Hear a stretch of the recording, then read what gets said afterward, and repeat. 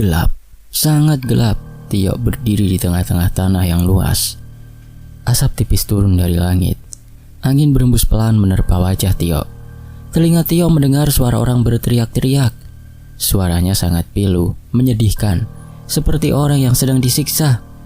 "Di mana aku ini?" geming Tio. Tio menyusuri tempat itu dan kepalanya menabrak sesuatu yang tergantung. Tio meraba benda yang dia tabrak itu. Ini seperti kaki. Kenapa ada kaki di atas?" ucapnya lirih. Dia sangat penasaran dengan tempat dia berada sekarang. Karena tidak ada cahaya sama sekali, pandangan Tio jadi sangat minim. Dia kembali berjalan dan kakinya menendang sebuah kayu. Dan segera Tio ambil kayu tersebut, lalu dia merobek sedikit bajunya, kemudian dia lilitkan di kayu tersebut. Tangan kanan merogoh saku dan mengambil sebuah korek api. Korek itu dia nyalakan dan membakar kain yang sudah dililitkan di kayu tersebut. Jadilah sebuah obor. Pandangan Tio mulai melebar dan penglihatannya mulai menangkap apa yang ada di sekitarnya. Ternyata dari tadi yang menyentuh kepalanya Tio adalah kaki manusia yang tergantung. Tidak hanya satu, ternyata banyak sekali tubuh manusia yang tergantung itu. Dan Dika mendapati tubuh seseorang yang dia kenal. Tubuh itu sudah banyak sekali dan ada sebuah keris yang menancap di kepalanya. Tidak mungkin, ucap Tio histeris. Siapa yang melakukan ini? Tidak mungkin, teriak Tio. Tio terbangun dari tidurnya, jantung berdetak sangat kencang, nafas ngos-ngosan, dan keringat sudah membasahi seluruh tubuhnya. Ternyata semua kejadian itu hanyalah mimpi. Dan orang yang dia lihat di mimpinya itu adalah sahabat dekatnya, yaitu Rama Amarta. Tidak mungkin Rama meninggal dengan cara seperti itu. Semoga ini hanyalah mimpi biasa, geming Tio sendiri. Setelah mendapatkan mimpi buruk, Tio tidak bisa untuk tidur kembali, dan dia duduk termenung di sebuah kursi. Pikirannya masih memikirkan kejadian di mimpinya itu, hingga dia tidak sadar akan kehadiran Mbah Piah. Tidak usah terlalu difikirkan, Mas. Saya yakin Mas Rama di sana baik-baik saja, ucap Mbah Piah tiba-tiba dan membuat Tio tersentak kaget. Mbah, tapi mimpi itu seperti nyata, Mbah, jawab Tio. Nanti kamu kalau kesana hati-hati oleh, ucap Mbah Piah memberi peringatan. Sampai waktu subuh, Tio tidak tidur kembali, dan dia sudah berdiri di depan rumahnya Mbah Piah. Dia sudah siap untuk menyusul dan menyelamatkan sahabatnya. Dia mengambil benda dari dalam tasnya. Benda itu terbungkus kain putih yang sudah lusuh. Jika dilihat, benda itu sudah sangat lama sekali. Semoga benda ini cocok bersamaku, geming Tio. Tio memejamkan mata, mulutnya bergerak mengucapkan kalimat-kalimat seperti mantra atau ajian. Dan tangannya mulai membuka perlahan benda yang terbungkus kain itu. Sebilah ujung tombak yang tidak memiliki gagang pegangan. Tombak. Tio merasa bingung melihatnya. Gimana caranya menggunakannya? Tidak ada gagang pegangannya, hanya tombaknya saja. Lanjutnya, Tio kembali membungkusnya dan memasukkan ke tasnya lagi. Sudah mau berangkat, Le? Ucap Mbah Piah dengan suara seraknya. Nggih, Mbah. Nanti sampaikan ke Dika ya, Mbah. Dan tolong kasihkan ini padanya, jawab Tio sambil memberikan selembar kertas. Saya pamit, Mbah, lanjut Tio dan mencium tangan Mbah Piah. Pagi itu mentari belum menampakkan dirinya. Langit masih terlihat gelap. Suasana dingin menyelimuti tubuh Tio, yang seharusnya waktu nyaman untuk tidur. Seorang diri Tio harus berangkat menuju ke tempat yang menyeramkan. Langkah demi langkah Tio terus berjalan mengikuti kata hatinya. Tunggu, Mas, saya ikut. Terdengar suara seseorang. Tio menoleh dan mendapati dua orang pemuda dengan membawa pedang di punggungnya. Mungkin dengan adanya kami bisa membantu, Mas, ucapnya. Tio mengangguk, mengiyakan ucapannya itu. Dua pemuda itu adalah Abirama dan Dewantara. Ini sudah saatnya kita menyelesaikan ini, Bi. Kerahkan kemampuan kita yang selama ini kita pendam, Bi, ucap Dewantara dengan tegas. Dua pendekar kecil selalu siap melindungi desa Tegal Arum, lanjut Dewa. Mereka bertiga mulai melewati persawahan dan semakin dekat dengan perbatasan hutan. Saat sudah mau memasuki hutan, Tio merasakan energi negatif yang sangat besar.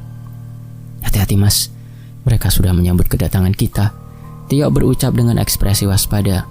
Prediksi Tio benar, ternyata hutan itu sudah dipenuhi dengan sosok demit-demit alas yang pandangannya menatap pada tiga pemuda itu. Itu hanya demit alas, Mas, ucap Dewa. Biar aku saja yang mengurusnya, ucap Dewa dan langsung melangkah mendahului. Dengan gerakan yang sangat cepat, Dewa mengempaskan satu persatu demit-demit itu. Hebat juga dia, ucap Tio. Itu masih belum seberapa, Mas. Setelah demit-demit itu hilang, Dewa berdiri dengan dua tangan di pinggangnya sambil membusungkan dadanya. Abirama dan Tio segera berjalan menghampirinya. Jangan sombong kamu, Wak. Itu hanya demit biasa. Awas kamu kalau ketemu sikot, lari, ucap Abirama. Tapi kali ini gak akan lari aku, Bi, kata Dewa. Mari Mas, kita lanjutkan perjalanan, sahut Tio. Mereka bertiga melanjutkan perjalanannya dengan terus menyusuri hutan tersebut. Semakin dalam masuk ke hutan, energi negatif yang dirasakan Tio semakin besar. Kalian aman? Tanya Tio kepada Abirama dan Dewantara. Karena Tio melihat mereka berdua mulai merasakan tekanan energi negatif itu. Aman Mas, jawab Abi. Sedangkan Dewa hanya diam, tapi mengacungkan jempolnya, mengisyaratkan bahwa dia aman. Tio terus mengikuti sumber energi negatif itu.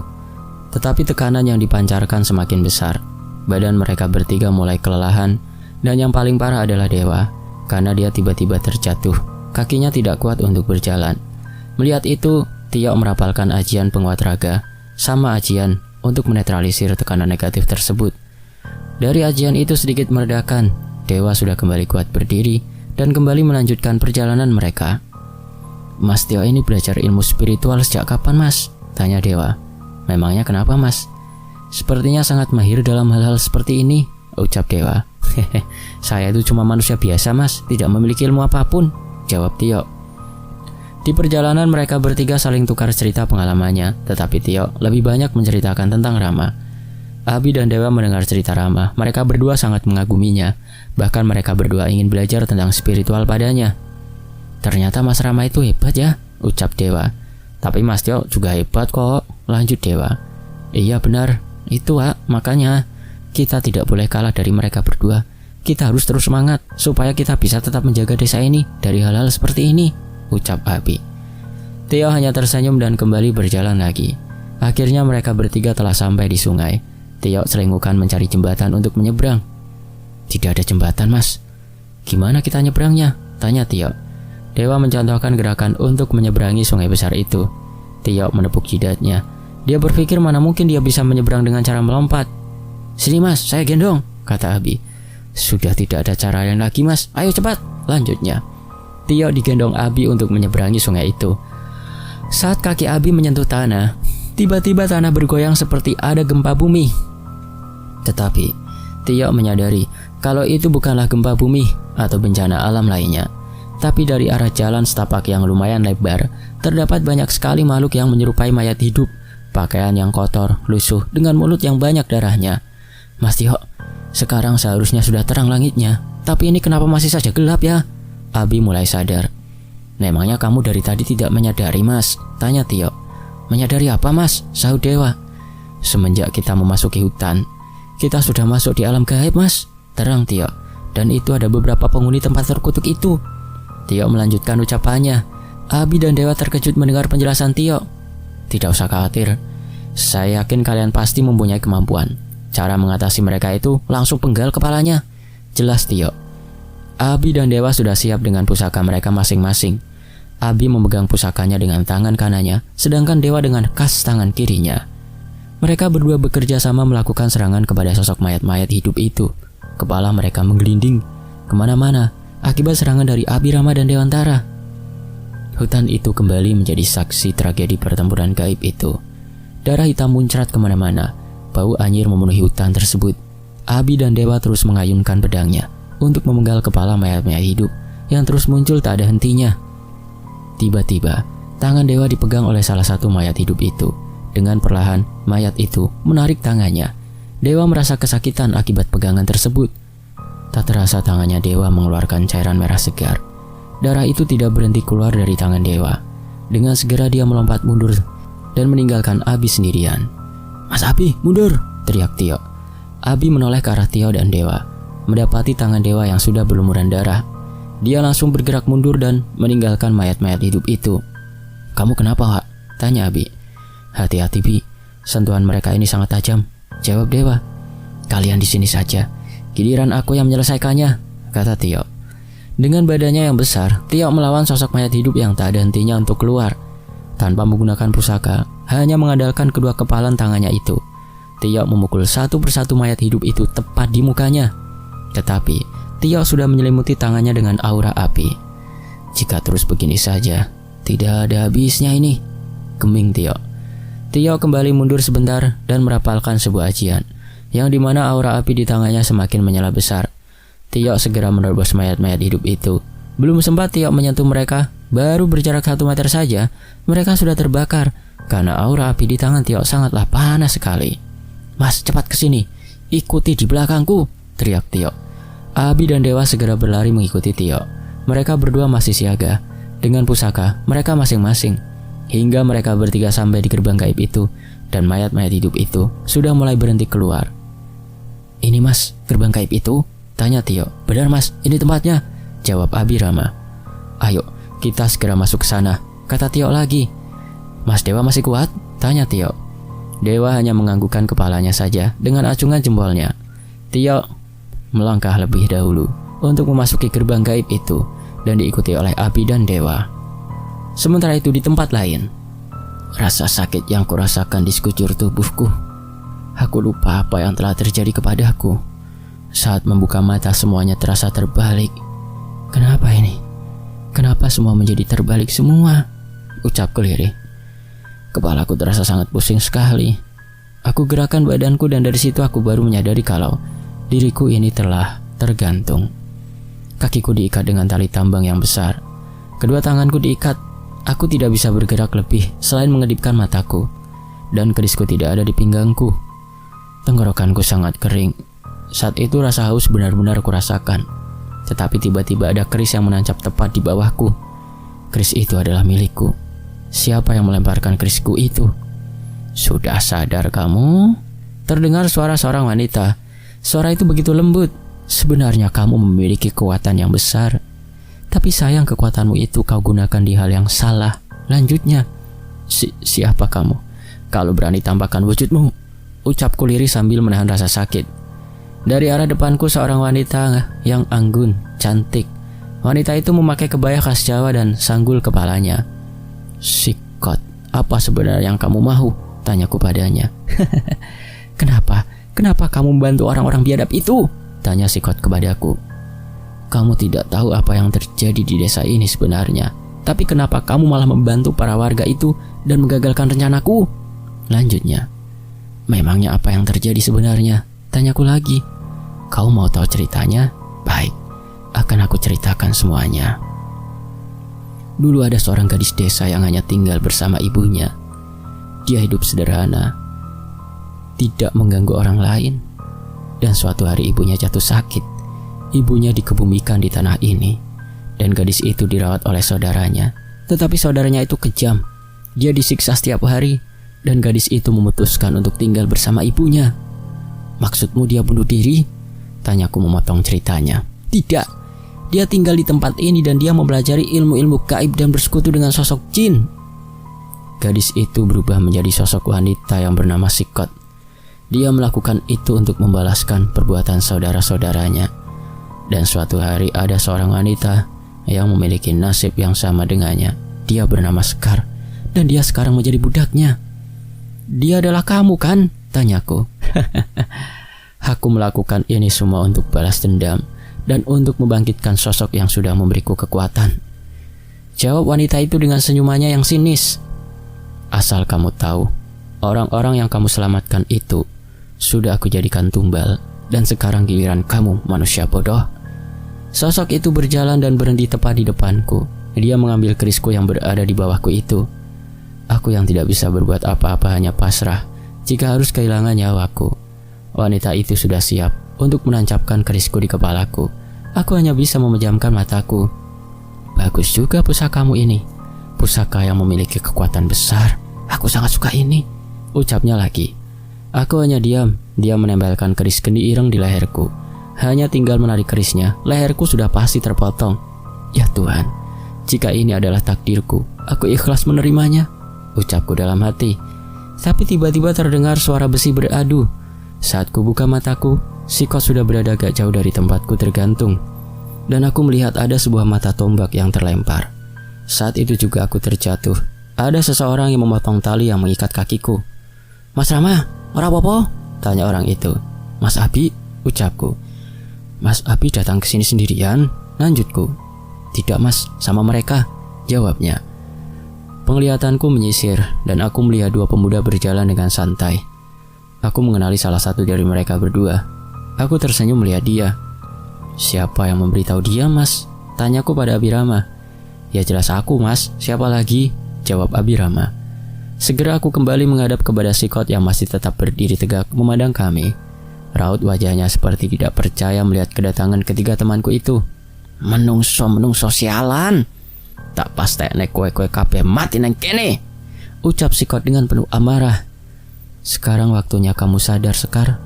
Mau sampai kapan lagi kamu dikuasai oleh sosok biadab itu?" ucap Abi. "Tutup mulutmu itu bocah asu," jawab Sikot dengan menunjuk Abi.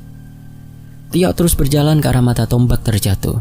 Setelah mengambilnya, dia kembali menemuiku. Dengan muka seriusnya dia berkata, "Sosok keturunan Amarta dibuat tak berdaya dengan makhluk rendahan seperti dia," ucap Tio. Aku hanya tersenyum mendengar ucapan Tio, dan aku alihkan kepada Mas Dewa, karena aku melihat tangannya yang berlumuran darah, bahkan darahnya terus mengalir keluar. "Kenapa tangannya mas?"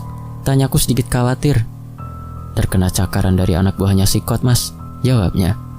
Aku melihat lukanya terdapat aura hitam, seperti sebuah kutukan yang menempel. "Sebentar mas." "Kiai Geni Ireng, geni petengkang nyimpen daya, sinan di cahayamu, sumunar dayamu, datengo kanthi tentrem." Bibirku mengucapkan sebuah mantra dan keris yang berada di tangan Sikot bergetar dan melesat ke arahku. Keris Geni Ireng kembali menyala dengan api hitam di bilahnya, dan aku letakkan keris Geni Ireng pada luka di lengan dewa. Seketika aura hitam terserap oleh api hitam dari keris Geni Ireng. Seketika luka itu langsung menutup dan lengan dewa kembali seperti semula. "Saya baru pertama kali melihat hal seperti ini mas," kata dewa. Aku hanya menjawab dengan senyuman saja.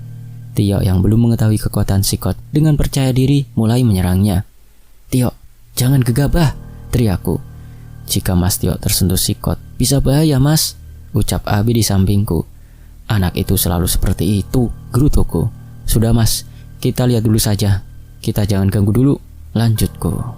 Mereka mengangguk mengerti dengan ucapanku. Kami bertiga hanya melihat Tio yang terus-menerus melancarkan serangannya. Terlihat Sikot hanya tersenyum dan sesekali menghindari serangan dari Tio.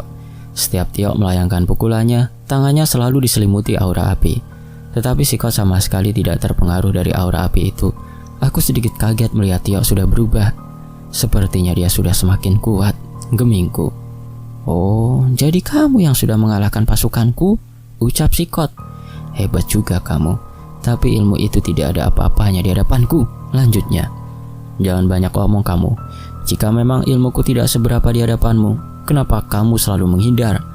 ucap Tio dengan penuh amarah. "Dasar manungsa bodoh, tak ada gunanya meladenimu. Jika aku mau hanya dengan menunjukmu saja, kupastikan kau hanya tinggal tulang belulang saja," ucap Sikot. "Jika benar ucapanmu itu, lakukan sekarang," tantang Tio. Mendengar tantangan dari Tio, Sikot langsung melompat ke belakang dan siap untuk mengangkat tangannya, lalu mengarahkan jari telunjuknya kepada Tio. "Gawat Mas Abi, bisa-bisa Tio mati jika terkena serangan dari Sikot itu," ucapku. Mas Abi langsung berlari sangat cepat. Saking cepatnya, mataku tidak bisa melihat gerakan Mas Abi. Yang aku tahu tiba-tiba Mas Abi sudah berada di dekat Tio dan menabraknya, yang membuat mereka berdua tersungkur. Serangan dari Sikot meleset dan mengenai sebuah batu besar. Batu itu seketika hancur berkeping-keping. "Gila, ilmu apa itu?" ucap Tio. "Mas, jangan meremehkan dia. Dia tuh sosok yang sangat kuat. Kita harus menggunakan rencana untuk melawannya," kata Abirama. "Abi, Tio, kembali!" teriakku. Mereka berdua segera kembali berdiri dan berlari menuju ke arahku. Manusia bodoh, akan kuberi pelajaran untuk kalian semua," ucap Sikot. Otakku segera berpikir mencari strategi untuk melawannya, dan aku teringat dengan bangunan kecil yang berada di ujung tempat itu. "Mas Abi, Mas Dewa, di tempat ini ada sebuah bangunan kecil. Aku yakin di dalam bangunan itu ada sesuatu yang membuat Sikot mendapatkan kekuatan yang begitu besar. Aku harap kalian bisa mencarinya," ucapku. Sedangkan aku dan Tio akan melawan Sikot supaya kalian bisa leluasa bergerak. Lanjutku. Baik mas, kami mengerti apa yang harus kami lakukan, jawab Abi. Ayo Wak, kita harus segera bergerak supaya cepat selesai ini semua, ajak Abi pada Dewa. Mereka berdua berlari meninggalkanku dengan Tio. Entah aku dan Tio bisa atau tidak melawan sosok wanita jahanam itu. Dengan badan yang masih terasa sakit, aku berdiri tegak, menatap lurus kepada sosok wanita yang bernama Sikot itu. Dan di sampingku juga berdiri sosok pemuda yang gagah dengan perawakan tingginya. Itu pusaka barumu, Yok? Iya Ram, hanya sepotong besi tua saja, jawab Tio. Tombak itu memiliki kekuatan besar, Yok. Cuman belum keluar saja kekuatannya, ucapku. Tio merasa tidak percaya dengan ucapanku. Dia menatap potongan besi tua itu dengan serius. Sudah, tidak usah dipikirkan. Nanti kamu juga akan tahu kok, sahutku lagi. Kita fokus dulu pada sosok itu, lanjutku. Sikot mengeluarkan selendang dari balik kebayanya, dan di ikatan di pinggang itu, tangannya mulai melambai bergerak seperti sedang menari, dan tiba-tiba telingaku mendengar suara gamelan Jawa yang mengiringi gerakan Sikot. Seketika wajah Sikot berubah yang tadinya sangat cantik menjadi mengerikan. Matanya yang mulai menghitam, urat-urat di mukanya mulai keluar, dan mulutnya mulai mengalir cairan berwarna hitam. Mulutnya bergerak, mengeluarkan suara. Dia menyanyikan sebuah tembang Jawa. Apalagi yang dia lakukan, Ram? Tanya Tio. Entah, aku juga baru lihat dia melakukan seperti itu, jawabku. Laku alo estinanda, bebaya tumekosiro, panguripan tansah susah, meris dia tansah sirno, rino wengi tansah susut. Ucap Sikot seperti seorang sinden. Suara gamelan itu terus mengiringinya, bahkan suaranya semakin keras. Dia mengucapkan itu berulang kali. Sakit, hentikan tembang itu, ucap Tio merasa kesakitan. Tio, kamu kenapa? Tanyaku. Tembang itu merusak gendang telingaku, Ram, jawab Tio sambil menutupi telinganya. Tapi aneh kenapa hanya Tio yang merasakan kesakitan, padahal aku juga mendengar suara itu. Telinga Tio mulai mengeluarkan cairan merah. Tidak hanya di telinga, tapi hidung, mata juga mengeluarkan darah. Bajingan, tembang itu tembang kutukan. Tapi kenapa aku tidak merasakan apa-apa? Gemingku. Rama, cepat hentikan dia. Jika tidak, Tio bisa mati, ucap sosok yang tiba-tiba berada di belakangku. Ternyata Hanoman menutupi telingaku menggunakan tangannya supaya kutukan itu tidak merasuk ke tubuhku. Hanoman, sejak kapan kamu ada di sini? Ucapku. Sejak tembang itu diucapkan, itu sebenarnya bukan tembang api. Itu sebuah mantra untuk mengirim kutukan, ucap Hanoman. Lantas bagaimana aku menghentikannya? Tanyaku. Serang dia secara fisik, jangan menggunakan ilmu apapun, ucap Hanoman. Tanpa berpikir panjang, aku melesat ke arah Sikot dan mulai menyerangnya. Karena seranganku itu tidak berhenti menyanyikan tembang itu dan fokus kepadaku, yang terus melancarkan serangan demi serangan. Meskipun Sikot menggunakan kebaya dan jari, dia cukup lincah untuk menghindar dan membalas seranganku. Aku tidak bisa menggunakan ilmu spiritual sama sekali. Aku mengikuti arahan dari Hanoman untuk menyerang dengan fisik. Tio yang sudah mulai membaik, dia tidak tinggal diam. Dia membantuku untuk menyerang Sikot. Kami berdua secara bergantian menyerangnya. Sedangkan Abi dan Dewa terus menyisir di setiap sudut tempat itu. Dia tidak kunjung menemukan bangunan kecil yang kumaksud. Wah, apa kamu mengenali wajah-wajah yang ada di pagar itu? Tanya Abi. Gak ada, Bi. Melihatnya saja aku sudah ngeri, apalagi untuk mengamatinya, jawab Dewa sambil mengelus tengkuknya. Abi dan Dewa sudah mulai frustasi. Mereka berdua tidak kunjung menemukan bangunan itu, dan akhirnya mereka berhenti untuk istirahat terlebih dahulu. Kita kemana lagi ini, Wak? Semua sudut sudah kita datangi, tetapi tidak ada bangunan sama sekali, keluh Dewa. Sabar, pasti ketemu, Wak. Tidak mungkin Mas Rama bohong dengan hal seperti ini, ucap Abi untuk menenangkan Dewa. Di saat lagi istirahat itu, mata Dewa terus-menerus mencari keberadaan bangunan kecil. Dan saat melihat di suatu sudut yang tadi dia abaikan, dia melihat ada pergerakan suatu sosok. Wah, Dewa, cepat berdiri, Wak, ucap Abi yang terus menatap ke arah itu. Ada apa, Tobi? Istirahat dulu lah, capek sekali aku, jawab Dewa protes. Ayo cepet, kasihan Mas Rama dan Mas Tio. Itu loh, aku melihat sesuatu. Ayo, kita cepat samperin, kata Abi yang langsung melangkah ke arah sudut tertentu. Dewa pun segera berdiri dan mengikuti Abi yang sudah agak jauh darinya. Dewa harus berlari terlebih dahulu untuk menyusul Abi. "Kamu melihat apa, Tobi?" tanya Dewa.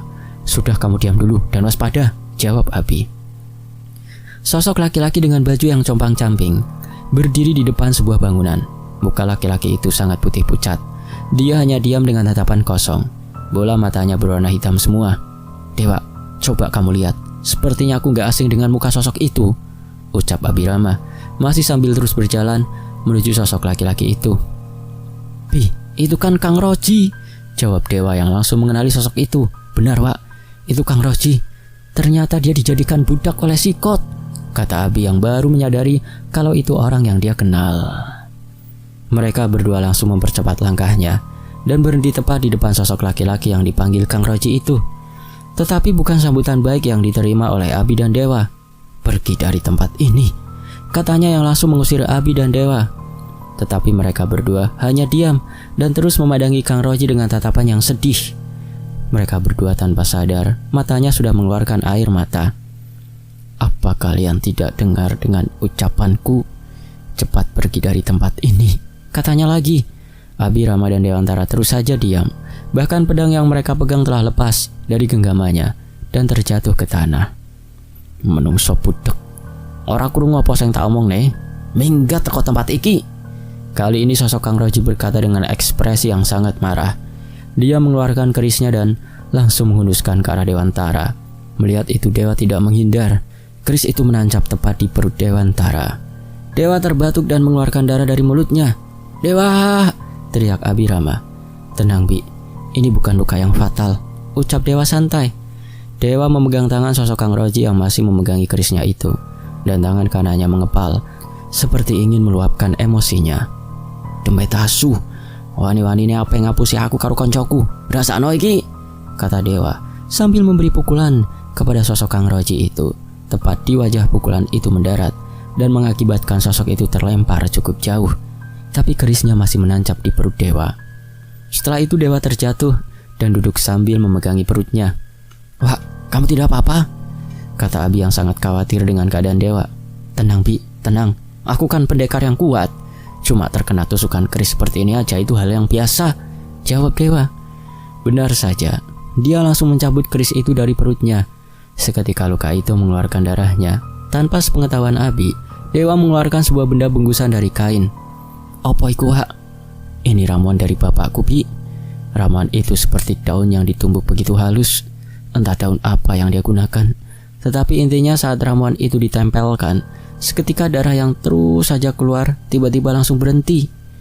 Abi, sepertinya kesadaran Kang Roji sudah diambil alih oleh Sikot. "Sepertinya begitu, Wak. Kita harus segera masuk ke ruangan itu dan mencari sumber kekuatan Sikot," ucap Dewa. "Tapi sebelum melakukan itu, kita harus menyadarkan Kang Roji, Wak," jawab Abi. Sosok Kang Roji sudah kembali berdiri. Dia langsung berlari ke arah mereka berdua. Dengan lincahnya, dia beradu skill bela dirinya dengan Abi. Ilmu bela diri Kang Roji lumayan bagus juga. Tapi jika dibandingkan dengan Abi, tidak ada apa-apanya. Karena Abirama sendiri sudah sejak kecil berlatih ilmu bela diri bersama Pak Leknya. Tapi pertarungan antara Abi dan Kang Roji sangatlah sengit. Pukulan demi pukulan sudah Abi layangkan. Bahkan Kang Roji tidak bisa menghindarinya.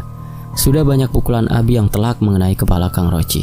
Tapi karena Kang Roji dikendalikan oleh sosok demit, jadi dia terus saja bangkit dari jatuhnya itu. "Bi, jika kau teruskan, bisa-bisa Kang Roji mati beneran, Bi." Abi yang sudah melayangkan tendangan dan mengarah di kepalanya Kang Roji langsung berhenti. Dia segera beralih tempat di belakang Kang Roji dan menenangkan kedua tangannya. "Dewa, cepat, pegangin kedua kakinya itu," ucap Abi. Kaki Dewa dengan cepat menendang kedua kaki Kang Roji. Karena Kang Roji tidak mempunyai keseimbangan, dia langsung terjatuh. Dewa dengan sigap langsung mengikat tangan dan kaki Kang Roji itu. "Kang, maafin kami berdua ya," ucap Dewantara. Ya, meskipun Kang Roji tidak bisa mengerti akan perkataannya. "Sudah, Bi, kamu segera masuk dan periksa di dalam bangunan itu. Biar aku yang menjaga Kang Roji," kata Dewa. Pintu bangunan itu terbuat dari kayu. Abi membukanya, tapi ternyata pintu itu terkunci. Karena tidak ada waktu untuk mencari kuncinya, Abi menendang pintu tersebut sangat keras. Bruak! Pintu tersebut terbuka dan terbanting sangat keras. Baru saja terbuka dan Abi masuk ke dalam bangunan kecil itu. Baru saja masuk Abirama muntah-muntah karena di dalam bangunan itu sudah dipenuhi darah di mana-mana dan ada beberapa jeroan potongan tubuh manusia. Bau amis anyir dan busuk menjadi satu. Ruangan apa ini? Geming Abi yang sambil menutup mulut dan hidungnya. Di sudut ruangan, Abi melihat ada meja yang sudah sangat tua. Di atas meja itu ada banyak macam bunga, dupa, dan ada secangkir kopi hitam. Dan Abi hanya fokus pada satu benda yang berada di tengah-tengah antara sesajen itu. Sebuah patung yang berbentuk buto. Patung itu memiliki taring di bagian rahang bawahnya. Abi mengobrak-abrik sesaji itu dan dia berusaha membawa sebuah patung buto itu keluar dari bangunan tersebut. Tetapi karena patung itu lumayan berat, dia memanggil dewa untuk membantu membawanya keluar. Mereka berdua membawa patung tersebut kepadaku dan Tio. "Abi, Kang Roji gimana?" tanya dewa yang masih mengkhawatirkan keselamatan Kang Roji. "Kita tinggal di sini dulu aja, Wak. Nanti setelah semua selesai kita kemari lagi," jawab Abirama. Nafasku mulai habis karena terus-terusan melancarkan serangan kepada Sikot. Tidak jauh berbeda dengan Tio, aku mulai mundur terlebih dahulu dan mengatur nafasku. Aku mendengar suara teriakan yang memanggil namaku. Saat aku cari sumber suara itu, ternyata itu Mas Abi dan Mas Dewa yang menggotong sebuah patung yang menyerupai buto. Saat aku lihat dengan mata batinku, patung tersebut mengeluarkan energi negatif yang begitu besar. Kemudian energi itu diserap oleh Sikot. "Pantas dia sangat kuat sekali," ucapku lirih. "Tio, mundur, ada yang ingin kusampaikan," teriakku. Tio menoleh ke arahku sebentar dan dia mengangguk. Saat dia ingin mundur kepadaku, tiba-tiba selendang Sikot bergerak dan melilit Tio. "Demet sialan, lepaskan aku," kata Tio. "Ternyata ini rencanamu manusia," ucap Sikot. Sikot sangat marah melihat patung buto itu dibawa keluar oleh Abi dan Dewa. Sikot sangat marah, dia segera melesat ke arah Abi dan Dewa. Sedangkan Tio masih terus berusaha melepaskan selendang yang mengikatnya. Pergerakan Sikot sangat cepat, tiba-tiba dia sudah berada di depan Abi dan Dewa. Kedua tangannya langsung mencekik leher kedua teman baruku itu. Saat Sikot marah, patung itu mengeluarkan energi negatif yang sangat besar. Hanya tinggal aku sendiri yang masih bebas untuk bergerak. Pikiranku hanya tertuju pada patung buto itu. Hatiku berkata, aku harus menghancurkan patung itu. Tetapi dengan energi yang sebesar itu, sudah pasti sangat sulit untuk menghancurkannya. Gunakan topengmu dan bacakan ajian yang kau pelajari dari leluhurmu, ucap sosok yang tiba-tiba muncul di sampingku. Hanoman, itu patung apa? Energi yang dikeluarkan begitu besar? Kataku bertanya. Itu patung buto cakil, anak dari sisi gelapnya Arjuno, ucap Hanoman. Apa dengan ajian itu bisa menghancurkan patung sekuat itu? Tanyaku lagi. Bisa saja jika keyakinanmu kuat, ucap Hanoman dan kembali menghilang. Tangan kananku memegang keris, sedangkan tangan kiriku sudah siap memasangkan sebuah topeng kayu. Dengan perlahan dan suara lirih, mulutku mengucapkan sebuah mantra. Duh Gusti Kang Maha Kuwasa, kaula nyuwun tulung paduka. Lumantar gawe geni ireng, parengono kawilujengan. Kaula tansah pasrah dhateng paduka. Api dari kerisku berubah menjadi merah menyala. Tubuhku semakin ringan. Dengan keyakinan yang mantap, aku melesat ke arah patung tersebut berada. Melihatku melesat sangat cepat, Sikot langsung melepas cekikan Abi dan Dewa. Dia segera menghalangiku. Dia juga mengarahkan tangannya kepadaku. Tetapi dengan ajian terkuatku, aku dengan mudah mengempaskan ilmunya itu. Di saat jarakku sudah mulai dekat, ku angkat kerisku tinggi-tinggi dan ku ayunkan ke arah patung tersebut dengan sangat kuat.